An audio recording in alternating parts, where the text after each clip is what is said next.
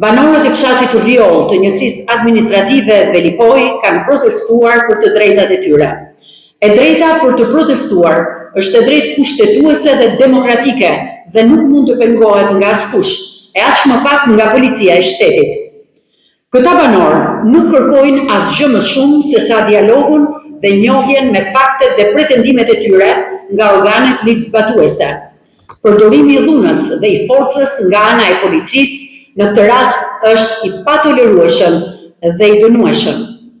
Kërkojmë lirimin e menjëhershëm të banorëve të ndaluar, sepse kjo është në kundërshtim me Kushtetutën dhe të drejtat e njeriut.